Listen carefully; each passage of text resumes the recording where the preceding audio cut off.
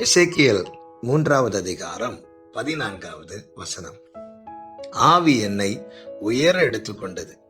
நான் என் ஆவியின் உக்கிரத்தினாலே மனம் கசந்து போனேன்.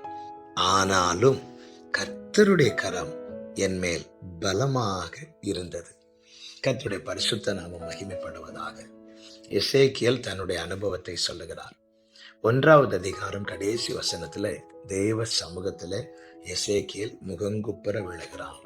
அதாவது தேவ சித்தத்துக்கு, அவருடைய சத்தத்துக்கு தன்னை அர்ப்பணிக்கிறான். அப்படி அர்ப்பணித்த எசேக்கியேலை கர்த்தர் நடத்த ஆரம்பிக்கிறார். இங்கே வேதம் சொல்லுகிறது, ஆவி என்னை உயர எடுத்துக்கொண்டது என்று. இப்பொழுது அவனாக நடக்கவில்லை, மாறாக அவரால் நடத்தப்படுகிறான். அப்படி நடத்தப்படுகிற ஒரு சூழலிலே இதே